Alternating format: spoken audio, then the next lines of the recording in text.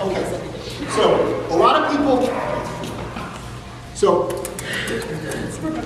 a lot of people have a hard time with getting a dog to go in the crate and coming out of the crate.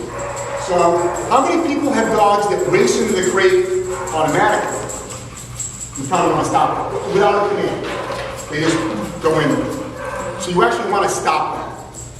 You actually should keep the crate door closed and only let that dog go in with permission. That's not forever.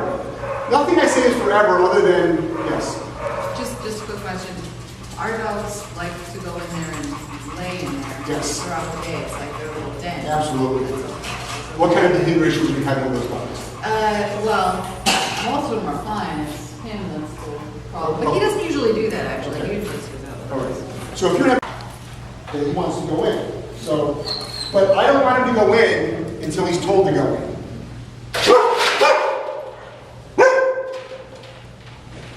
So what I'll do is I'll stop the dog here. And this guy wants to go in, so it'll be easy, you know? And I'll just say, Caleb, good. And I'll mark that with good. Okay, I mark it with good. So anytime a dog, the moment you know, if I clicker trained, I would have clicked. If I marker trained, I'd say good. To me, it's the same thing. So I just say good. The concept is,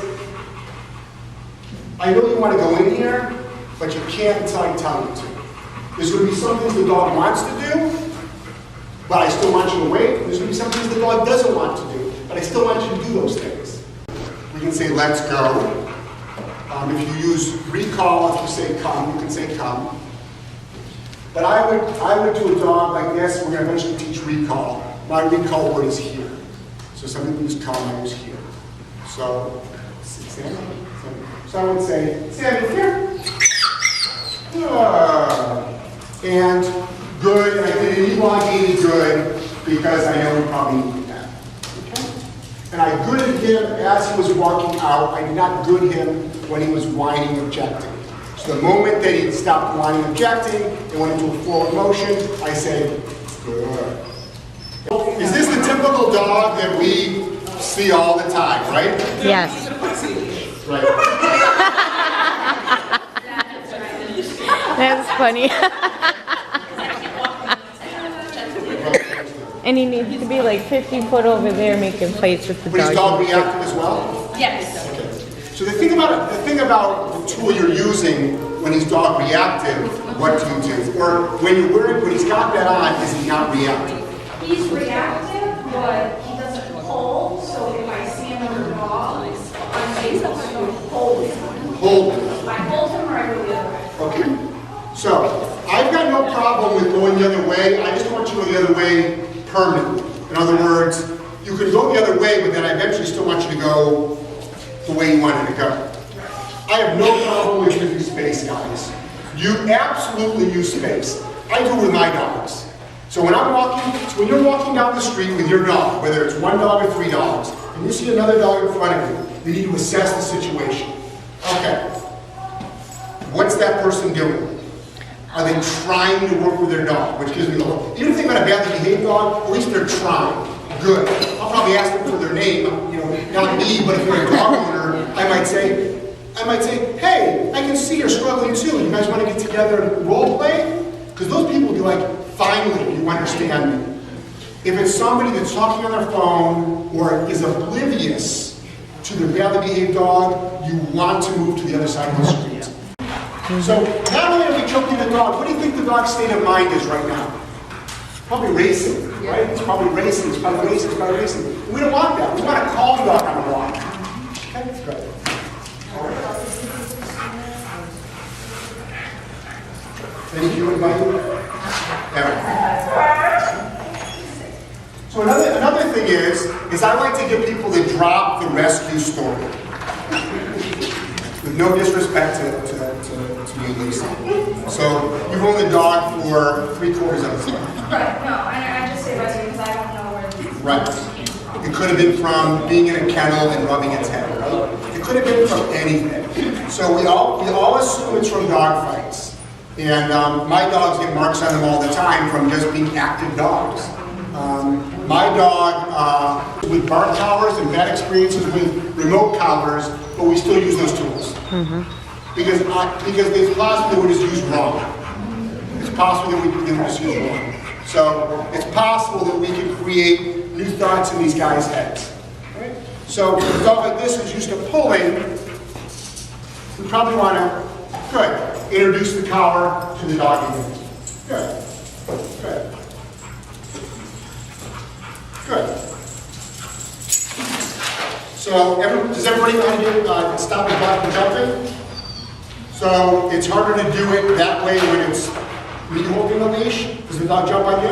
Oh, good. We'll do that. That'll be a good thing to do. So if the dog comes and jumps on me, see what happens? I don't think so.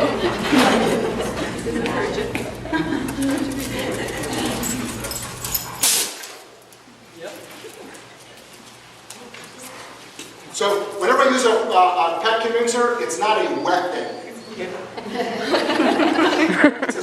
It's a training device which should be, the dog can see it, but I don't like to use this, like, behave or you get this. I don't like that whole thing.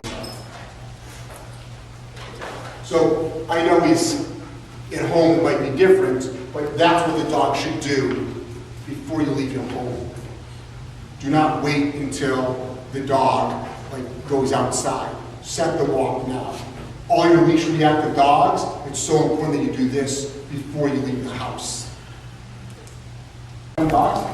Okay, so it's just food. Yeah. And your story? She will fight. She'll fight. Yeah, like technically, she's more with the owners, but resources are controlled. She gets to take her. Okay, so you're going to hold your dog. Now hold yourself. Okay? What? What's that? You can videotape. So, the protocol is, I learned this from Ted, who's up in Canada.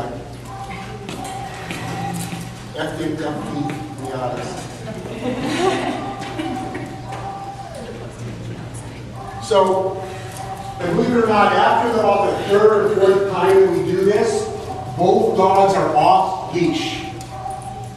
So imagine you've got dogs that have got a history of resource guarding or fighting over food, and then all of a sudden, on day 3, they're eating food next to another dog off leash with no fighting. That's how powerful this can be. All right? So, this is the concept. The only time you eat, so if you've got a resource guarding dog, so say your dog came to my training facility, I would put the dog with 2 of my dogs. If your dog's attacked, my dogs will just run away. The girl, the attack, she'll run away. She's like, I don't want to do any of this stuff. I would put her with the girl. And the only time you eat is this. That's it. You eat no other time of the day. So imagine how every one of your meals is like this. So then think about this. You're in the middle of my training center. All of a sudden, a girl shows up. What does your dog say? Ooh. This is going to be good. Then now the dog's starting to rethink things. Food time, dog. Oh shit, I'm ready to fight. Food time. Ooh, I get to eat. That's how we start. That's how we start. It's as quick as one day. We've seen it happen in one day. So it's pretty cool stuff. But you got to be consistent with it. So what I'm going to do is this. There's the food. Good. All right? What did the dog look first? Right. When did I reward the dog? Yes. Now you do that a bunch of times. So that'll now you get a dog now that's more tuned in with you. Okay? So we'll try that again. So here's the food. There it is.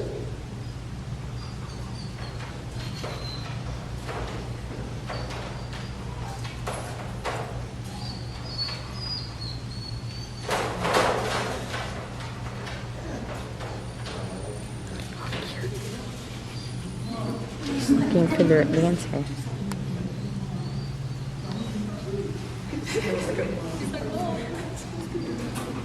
Good. Yay. Your cat kitten here? Yeah. Oh, let's use hers. Yeah, we have a book.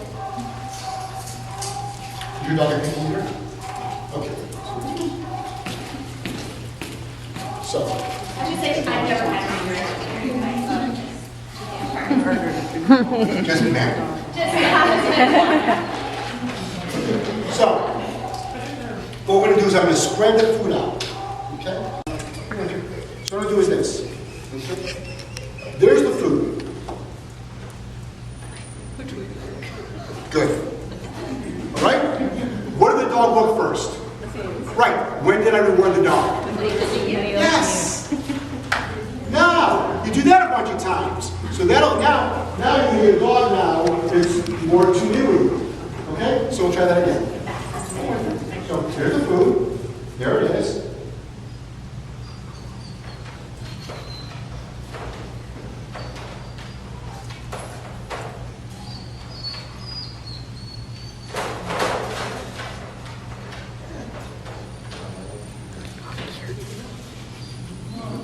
Looking for the answer.